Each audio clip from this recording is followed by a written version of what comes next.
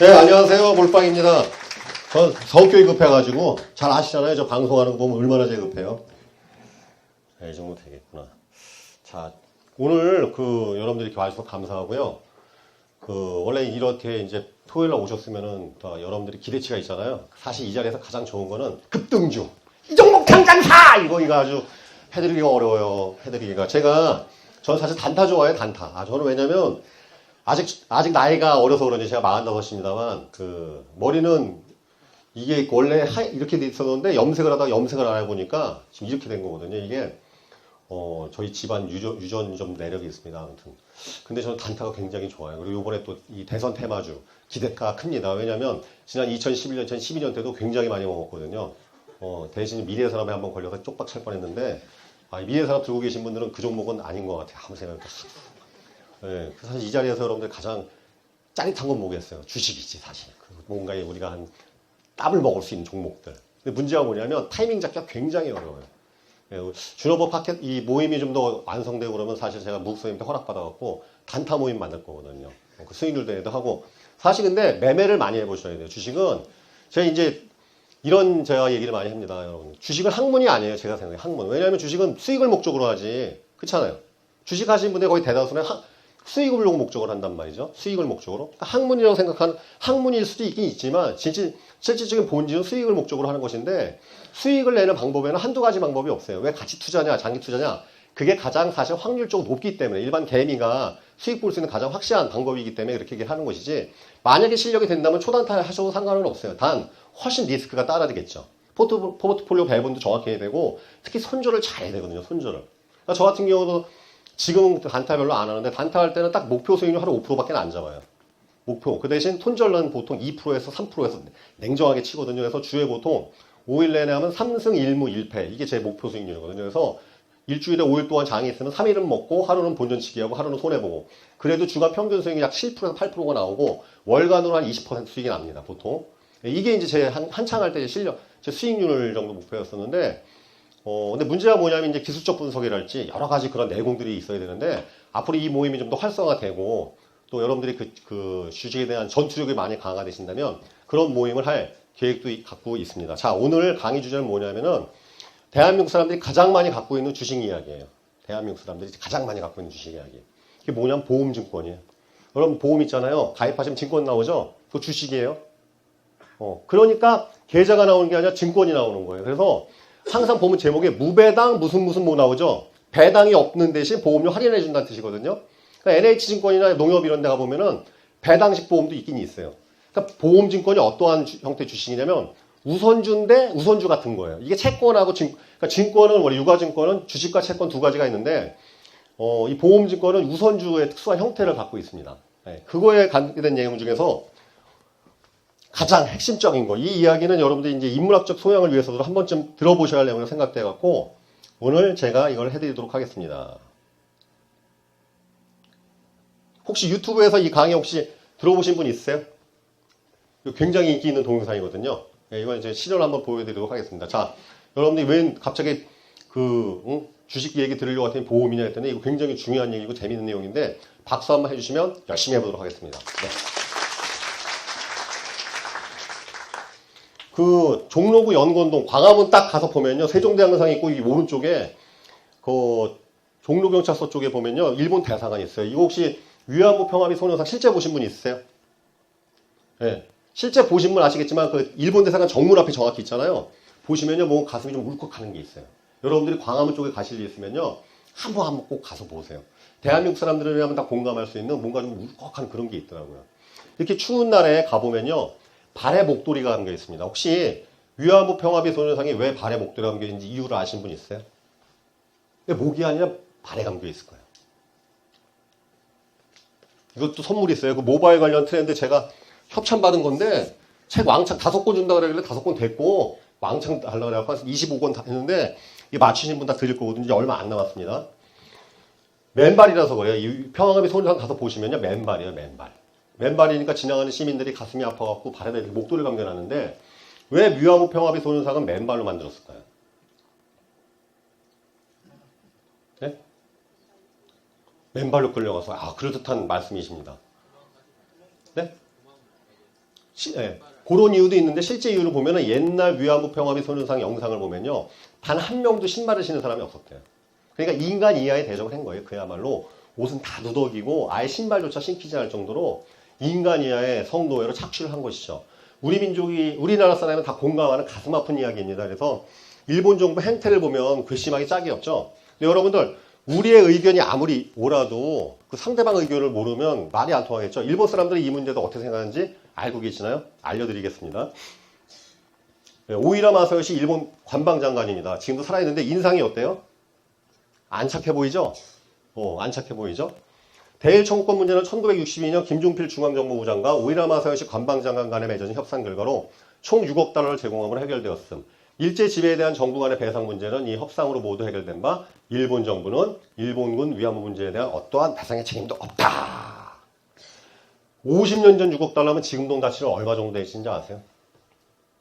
그리스가 얼마 때문에 빚을 얼마 내갖고 부도난 국가부도 위기에 몰렸는지 혹시 아시는 분? 그리스가 채무가 얼마였을까요?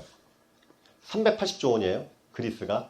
우리나라 또 작년 예산이 우리나라 11대 경제강국이잖아요. 공교롭게도 작년 1년 예산이 387조 원인가 그랬을 거예요 아마. 이 돈은요 50년 전 지금 가치로 따져도 한 7천억 원 되는 돈인데 50년 전 6억 달러면 지금 돈으로 약 500조 원 정도 되는 돈이라고 하더라고요. 굉장히 큰 돈이죠. 그리고 그때 당시 우리나라가 굉장히 가난한 나라였는데 이 돈 받아서 포항제철 짓고 고속도로 뚫고 경제개발 5개년 계획이 시작된 거였어요. 이 돈이 없었으면 우리나라 한강의 기적은 없었어요. 이 돈이 바로 그 자금줄이 된 것이죠. 자, 할아버지가 나쁜 일을 했다고 자손들이 대대로 갚아야 하나? 한국인들은 피해망상증 환자이며 과거에 갇혀서는 민족이다. 이게 일본 네티즌 생각이거든요. 아니 내가 태어나기도 전에 우리 할아버지하고 증조 할아버지가 저지른 일인데 아니 무슨 뭐 1년에 한 번 매년 그냥 대대손손 사과해야 돼? 총리부터 시작해서 모든 국민들이 매년 8월 15일만 되면 대대로 사과해야 돼? 일본 사람들이 이렇게 생각하거든요 지금. 돈도 줬어. 그러니까 국가 간에 배상을 못하는 거예요. 이거 답이 받았기 때문에. 정부가 어떻게 할 수가 없어요. 양쪽 얘기 다 들어보시니까 지금 누가 떼쓰는 것 같아요? 지금 저 혼자 강의하는 거 아니죠? 네, 지금 아무도 없는 데서 저 혼자 강의하는 것 같아요? 양쪽 얘기 다 들어보시니까 야 이거 우리나라 주장만 무조건 할 것이 아니구나라는 생각이 드실 겁니다. 그죠? 자 이거에 대한 해답은 잠시 후에 또 알려드리도록 하겠습니다. 자 이 사람들 누굴까요? 이 사람들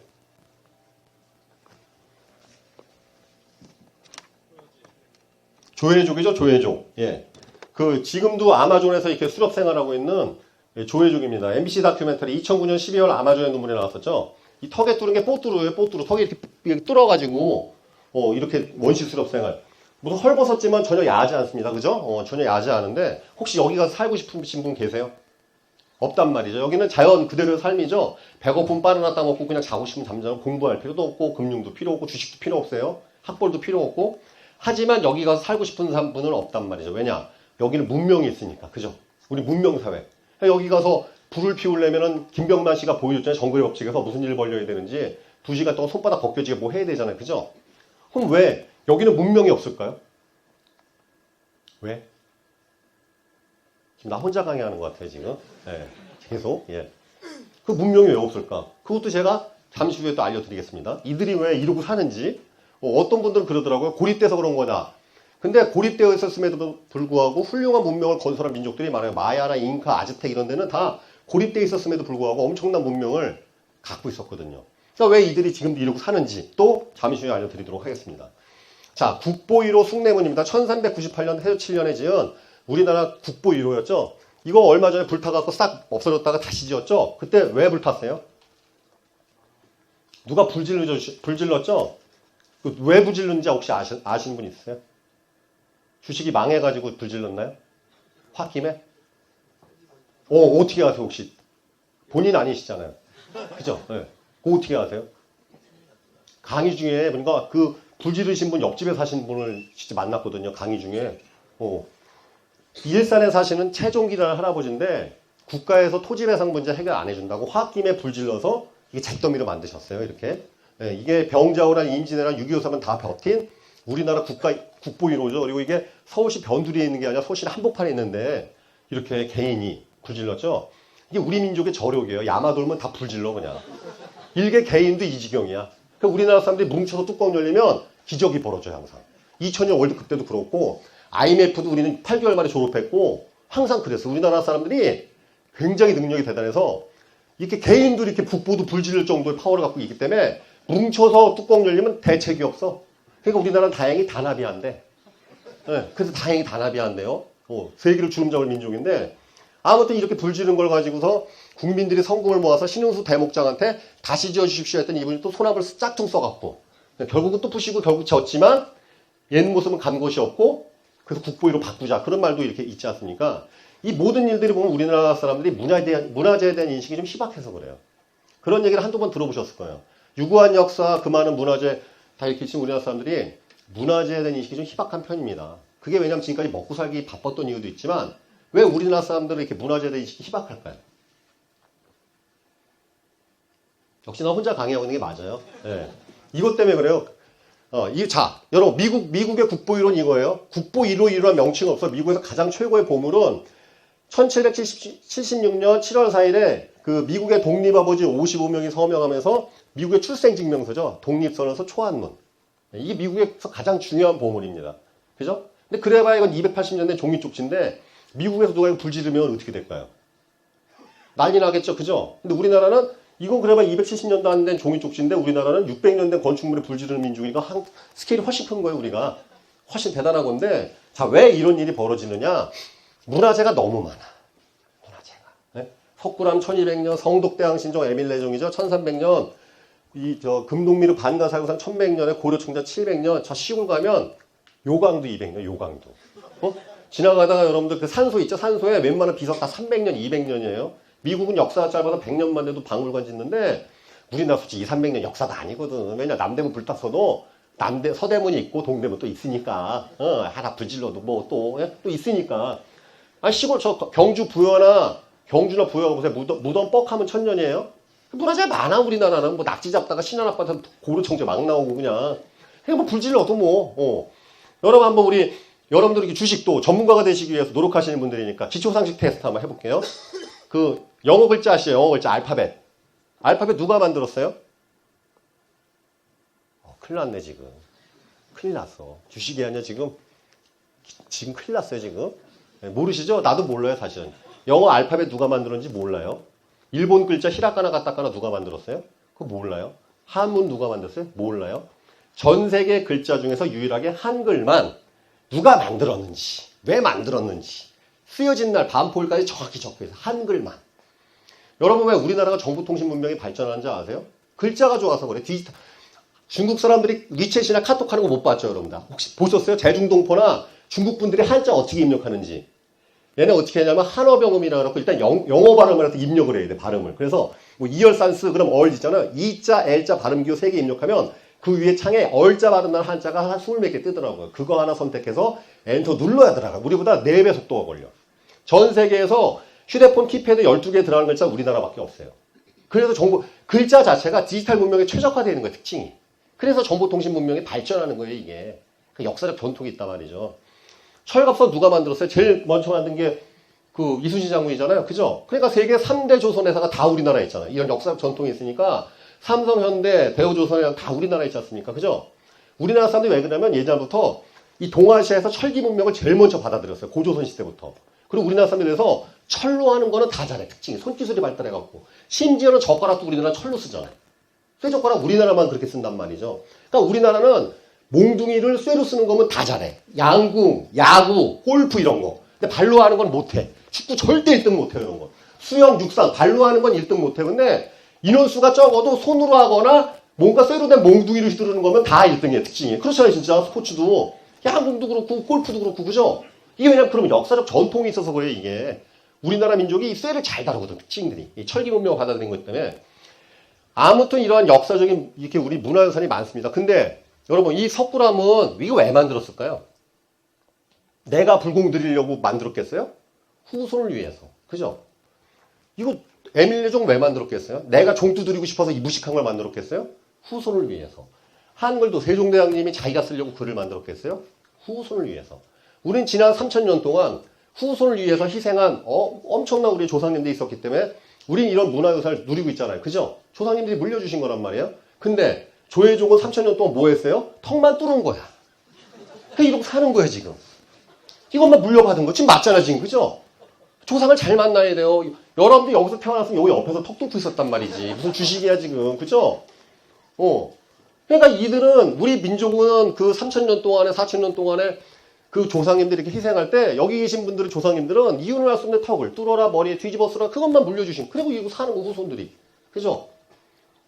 그러면 이제 위안부 문제에 대한 해답도 알려드리겠습니다. 이렇게 문화나 유산이 상속되듯이 죄와 부도 자손한테 승계가 돼요. 어떤 죄? 여러분 이 전쟁 범죄는요 이게 인륜에 어긋나는 범죄거든. 왜냐하면 왜 위안부 문제가 위험하냐면 그 이제 이혜령 박사님의 동영상도 나오는데 국가가 사람을 건빵 배급하듯이 배급한 건 최초래. 로마 시대부터 해서 인류 역사 3, 4천년 전쟁사에서 적국이라 하더라도 원래 부녀자 강간하고 그러면 원래 못하게 막 처형하고 막 그러지 않습니까? 아무리 적국이라 하더라도 국가가 나서서 상대방 국에 있는 여성들을 모집해서 건빵 배급하듯이 그렇게 한 거는 일본밖에 없다고. 그 다음에 인륜에 대한 범죄는 세대를 초월하게 됐어요. 그러니까 독일 민족은 지금도 유태인에서 계속 사과를 하지 않습니까? 위안부 할머니들이 사실은 보상을 요구하는 거 아니에요. 진정한 사과. 그죠? 돌아가시려 얼마 안 남으신 분이 이제 37분 남았는데 무슨 재물이겠어요. 진정한 사과. 그러나 일본 정부는 지금도 국가가 나서 교과서를 왜곡하고 사실을 왜곡하고 있잖아요. 피해자가 엄연히 살아있음에도 불구하고 그분들 다 돌아가시면 어떤 일이 벌어질지는 명확 관화한 것이죠. 이게 죄도 승계가 되죠. 재산도 승계가 돼요. 물려받은 좋은 것들은 후손에게 다시 물려줄 의무와 책임이 있는데 이 자본주의의 가장 폐해인 부익부 빈익빈이 생기는 원인이 바로 부모의 자식사랑 때문에 그래요. 이게 무슨 뜻이냐면 자 저는 이런 사고방식에 예를 들어서 제가 한 100억 정도 모았는데 아휴 무슨 놈의 유산이냐 야 너 내가 대학교 졸업할 때까지 책임졌으니까 네가 알아서 살아. 하나도 안 물려줬어요. 그러나 어느 분은 내가 이 돈 100억 모으려고 얼마나 고생했는지 아냐 내가 물려줄 테니까 이 돈 갖고 더 열심히 더 멋진 세상에서 더 좋은 기회 가지고 살아봐. 거기 자제보나 우리 자제보나 경쟁하면 게임 돼요 안 돼요? 어렵겠죠? 총각분이시죠 우리? 총각이세요? 우리 총각이시죠? 근데 되게 어리신 것 같고 좀 총각이세요? 소개팅 장소에 벤치 끌고 가는 거하고 그냥 가는 거하고 뭐가 유리해요? 그러니까 벤치가 유리하고 답 맞추셨으니까 착한 거 받으세요 일단. 네, 앞으로 항상 벤치 끌고 다니세요. 빨리 주식 공부 열심히 해갖고 벤치 끌어야 돼 지금. 네. 부익부 빈익빈 생기는 원인이 이것 때문에 그래요. 물려주고자 하는 마음 부모의. 여러분들 이걸 전 세계에서 제일 잘하는 민족이 유대인이에요. 유태인이 지금 현재 우리나라 전 세계 72억 인구 중에서 3천만도 안 됩니다. 이스라엘 국민 600만에다가 다 합쳐봐야 3천만도 안 되는데 왜 전 세계를 주름잡는 민족이 됐느냐. 유태인들은 로마 시대 이후로 영토 없이 떠돌아 다녔잖아요. 1947년 이스라엘 건국할 때까지 2000년 동안을 떠돌고 다녔단 말이지. 그러니까 자기네 민족을 지키기 위해서 두 가지를 칼같이 전수해줬어요. 첫 번째, 자기네 언어 문화인 히브리어, 유대교 신학. 두 번째, 돈과 삶의 지혜인 탈무드. 이 두 가지를 계속 2000년 동안 계승적 발전을 시켰단 말이죠. 그러니까 유대인이 지금 전 세계 재산의 절반을 지배하는 그런 인류 민족이 된 것이죠. 종신보험이 여러분 보험이니 주식이니 다 유태인이 설계한 거예요. 전 세계 금융 시스템 다 유대인이 만든 건데 그 중에서도 이 종신보험, 이 사망보험이 뭐냐면 어떻게 탄생된 거냐면 배경이 1900년대 초에 유럽이 굉장히 어려웠어요. 프랑스하고 독일하고 계속 전쟁 날 것 같았으니까. 대거 유럽 사람들이 미국으로 이전해 옵니다. 그때 미국이 건국 100주년 되면서 자유의 여신상도 프랑스 선물 받고 그때 이제 미국이 전성기가 시작되는데 유럽 사람들이 대거 유태인도 넘어와 본 거예요. 넘어와 보니까 아니 상권은 미리 넘어오면 영국인 프랑스인들 다 장악했지 먹고 살 거 하나도 없는 거야. 대서양까지 건너서 하는데. 그러니까 유태인들이 머리 좋은 유태인들이 그때 필라델피아에 있는 어느 보험사에 찾아가서 요청을 한 거예요. 나는 가난하게 살아도 좋으니까 내가 죽을 때 재산을 물려줄 수 있는 상품을 만들어. 그래서 나온 게 사망보험금이에요. 이래서 나온 거예요. 부모의 생명을 담보로 자식한테 재산을 물려주는 시스템을 유태인들은 실현을 한 것이죠. 자, 물고기 잡는 파하고 물고기. 자, 아까 책 받으신 우리 멤버님. 물고기 잡는 파하고 물고기하고 뭐가 중요해요? 우리는 이렇게 잘못된 교육이 시달리고 살았죠, 지금까지. 네, 다시 제가 질문 드릴게요. 역할극하는 거예요, 지금. 성함이 어떻게 되세요? 요섭 씨. 요섭 씨 잘 됐다. 자, 요섭 씨가 제 아들이라고 생각하고 고3 되신 거예요. 내가 아버지인데. 요섭아, 네가 이제 내년이면 성인이니까 네 앞길 네가 선택하도록 해라. 내가 둘 중에 하나 선택하게끔 알려줄게. A안은 뭐냐면 대학교 졸업할 때까지 책임져 주는데 그 다음에서는 알아서 살아라. A안. B안은 현찰 20억 꽂아줄 테니까 그거 갖고 대학 거 알아서 살아. A가 좋아요? B가 좋아? B가 좋잖아. 봐요. 물고기가 더 좋잖아. 우린 맨날 물고기 잡는 거 배웠는데 평생 물고기 잡다 시간 다 보낸다니까. 같이 줘야 정답이죠, 사실은. 그러니까 유대인들이 이렇게 준단 말이에요, 지금. 어떻게 주느냐, 유태인들은. 얘네들은요, 그 유태인, 전통 가정 보면은, 탁자 유태인 무슨 이렇게 전통, 촛대 같은 게 있어요. 그게 기도할 때 쓰는 촛대고, 그 옆에 무슨 통이 있는데 이게 뭔가 했더니 저금통이었어. 한 살만 돼도 저축을 가르쳐요. 밥 먹을 때마다 동전 넣게 하고. 예, 한 살부터 은행금융을 시작하고, 13세가 되면 유태인들은 성인식을 치릅니다. 결혼식보다 훨씬 성대하게 치르는데, 이때 들어오는 축하금을, 그때 이제 유태인들은 할례도 하고 하는 거죠. 그걸 자녀 명의의 주식 계좌나 MMF 계좌를 만들어줘요. 이때부터 재테크를 시작하고 20세가 되면은 사망보험금 의무가입. 제가 이스라엘 유학생 다 조사해봤는데 20세가 되면 사망보험 무조건 다 가입시켜요. 왜냐하면 부모의 조기 사망으로 인한 교육 포기와 빈곤을 막기 위해서. 30대가 되기 전에 이미 3대 금융 시스템을 다 끝내버려요. 자, 그러니까 무슨 일이 벌어졌느냐. 미국에 있는 대학생들도 학교 다닐 때 학자금 대출 받아서 삽니다. 20세가 독립을 해야 되니까. 미국에 있는 대학생도 사회 진출할 때 우리나라 돈으로 약 6천만 원에서 7천만 원의 빚을 갚고 시작해, 빚을. 그러면 똑같은 나이 또래에 있는 유대인들은 현찰이 있겠죠? 얼마 있을 것 같아요, 평균? 얼마 있을 것 같아요? 1억이 아니었어요. 7억에서 8억. 평균 7억, 8억. 그러면 똑같이 시작하는데 누구는 6천만 원 빚 갚으냐고 고시원에서 월세 사는데 여기는 7, 8억 현찰 갖고 있어. 게임 돼요, 안 돼요? 그래서 20대 창업 비율이 가장 높은 민족이 유대인이고 실리콘밸리의 절반의 기업이 다 유태인 기업이에요. 지금 그리고 이런 일을 벌려놨죠. 유태인들 무시무시해요. 제가 이 자료 7년 걸려 만든 건데 자 이제부터 여러분들 스타벅스 아시죠? 유태인 기업이에요. 던킨도너츠, 하겐다즈, 뭐 베스킨라빈스 다 유태인 기업에 다. 그 다음에 컴퓨터 키시면 마이크로소프트 나오죠? 빌 게이츠 유태인이에요. 세르게이 레리 페이지, 구글 있죠? 유태인 기업이라고. 페이스북의 마크 주커버그 유태인이야. 무슨 버그가 독일계 유태인의 뜻이에요. 성이 버그 무슨 버그 무슨 슈타인 오스트리아계 그 조지 소로스니 뭐 마이클 블룸버그니 다 유태. 그러니까 여러분들이 아는 거의 모든 다국적 기업의 대부분이 유태인 기업의 특징이에요. 심지어는 발명왕 에디슨 아시죠? 유태인이에요, 그 사람도. 심리학의 프로이드, 공산주의의 대가 마르크스, 뭐 영화 찰리 채플린부터 시작해서 스티븐 스필버그니 싹 다 유태인이야, 진짜. 내가 알면 할수록 놀랍더라고. 응? 여자들 화장품들 있죠? SD 로덴이 뭐 헬레나 루빈스타인 다 유태인 기업에 다. 다 거의 다. 영화 좋아하시죠, 여러분? 영화. 6대 메이저에 됐습니다. 6대 메이저. 콜롬비아 픽처스, 유니버설 픽처스, 워너브러스, 21세기 폭스. 그다음에 처음 나올 때 사자 나오는 영화가 있죠? 야! 거기서 막 사자 나오는 거 이렇게. 아! 이렇게 사자 나오는 거. MGM. 예. 깜짝 놀라시라고 다 유태인 기업에 다.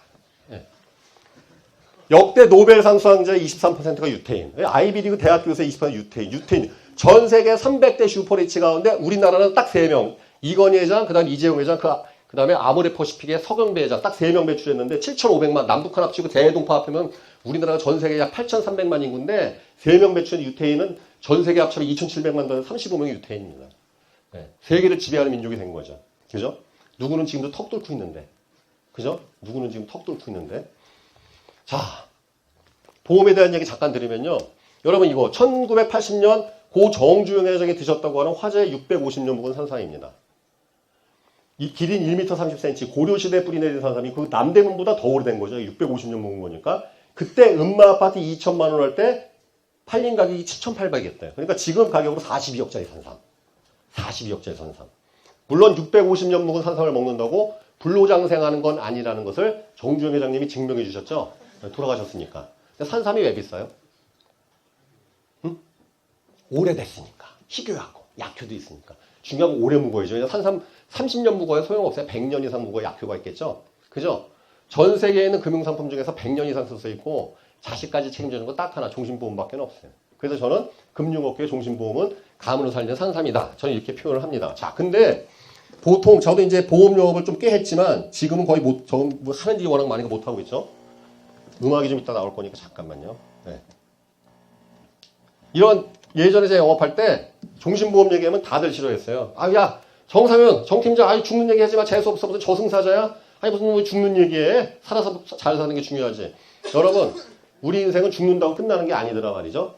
우리 인생에 가장 중요한 퀴즈가 3개가 있는데 아무도 답을 모르고 여러분들한테도 굉장히 중요한 질문인데 누구도 답을 몰라요. 첫 번째, 내가 언제 죽는지를 몰라. 제가 오늘 저녁에 죽으면 이 자리에 와서 강의하고 있겠어요?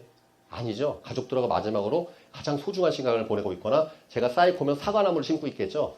그죠? 내일 멸망은 사과나무 심는다니까. 그분들은 철학을 하는 거고. 자, 그럼 작년에 우리나라에 4,970만 명 중에서 과연 몇 명이 사망했을까요? 알아맞히시면 또 책들에. 4,970만 명 중에서. 몇 명 죽었을 것 같아요? 어떤 분은 1,000만 명이 되길래 여기는 좀비의 왕국이냐고. 5년이면 다 멸종하게. 여기 무슨 50억 인구냐고 우리가. 작년에 26만 3천 명 죽었어요.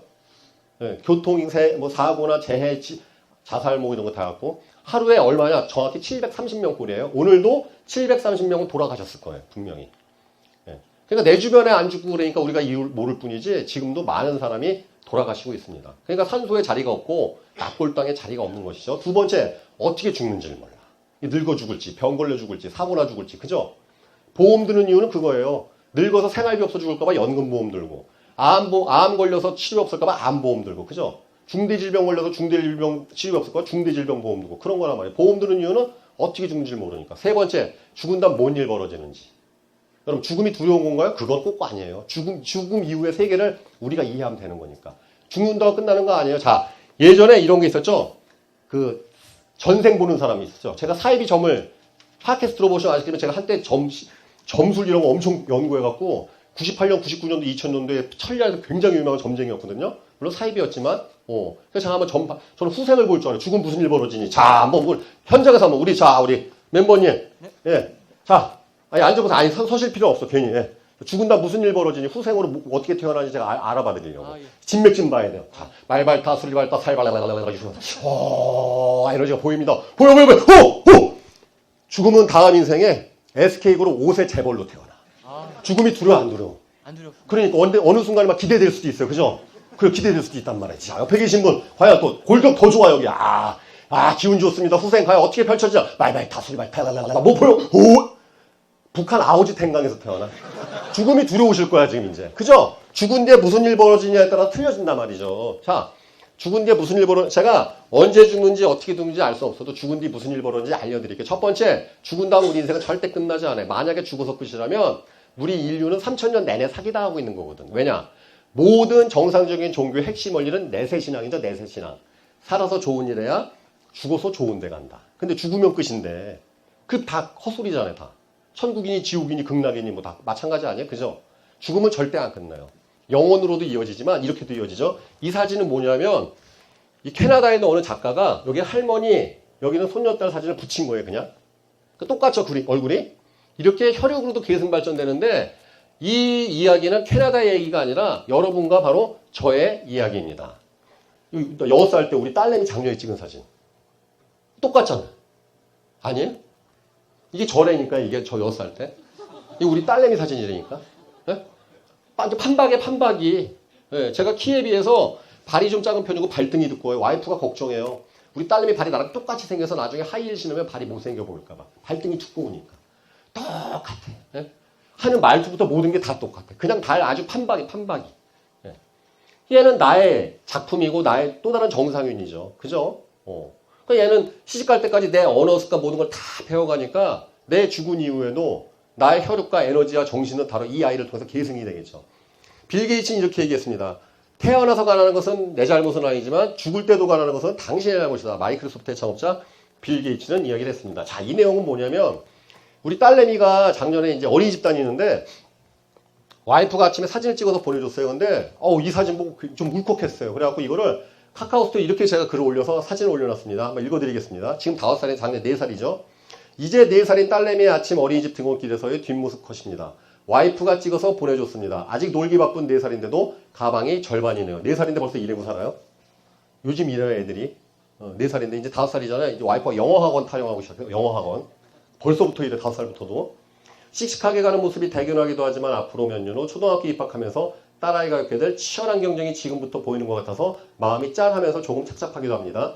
딸내미 생각하면서 더 열심히 살아야겠다는 마음뿐입니다. 저희 딸 이름은 리제입니다. 리제야 파이팅, 아빠도 파이팅. 이 사진을 보는데 울컥하더라고. 왜냐면 5살 때부터 이러고 사는데 얘가 앞으로 13년 동안 10몇 년 동안 어떻게 살지가 예측이 되니까 애비로서 가슴이 짠하더란 말이죠. 그래도 우리 딸내미는 지켜봐주는 아빠가 있죠. 사진 찍어주는 엄마가 있잖아요. 그래서 제가 이제 이렇게 물어봐요, 여러분. 그 사진 찍어주는 엄마나 아빠 둘 중에 한 명이 갑자기 죽거나 둘 다 사라지면 이 아이는 어떠한 인생이 펼쳐질까요? 아주 험난한 인생 펼쳐지겠죠. 그 다음에 그 험난한 인생이 얘로 끝나는 게 아니라 얘 대대로 계속 이어지기 시작해요. 그것을 막는 비용이, 그것을 막을 수 있는 비용이 100만 원, 200만 원 되면 내가 얘기를 안 하는데 1, 20만 원 갖고도 할 수가 있단 말이죠. 그러면 제가 생각엔 그래, 그건 해야 마땅해.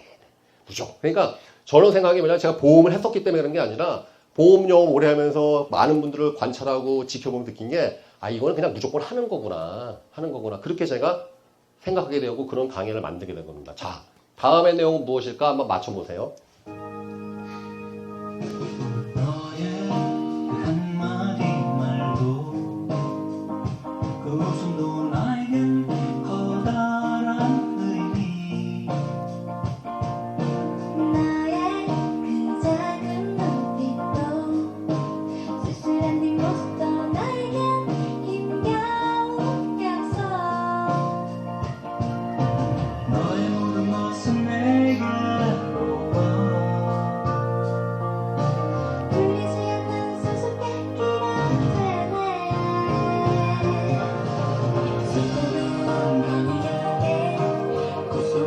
이 사진이 이거 왜 찍었는지 혹시 상상할 수도 있겠어요? 이 사진은 제가 왜 찍었을까요, 이거를? 자, 이게 무슨 내용이냐면요. 저는 좀 개인적으로 불행한 가정사가 있어갖고 19살 때까지 부모가 누군지 몰랐어요. 그래서 거의 버림받다시피 해가지고서 아주 힘들게 살았고, 19살 때 부모를 만났어요. 근데 만났더니 또 재벌이야. 출생이 비밀이니까. 그러니까 그전에는 만 원도 없어서 맨날 자전거 훔쳐 타고 살았는데, 대학교 때부터는 또 주머니에 100만 원씩 넣고 살았어요.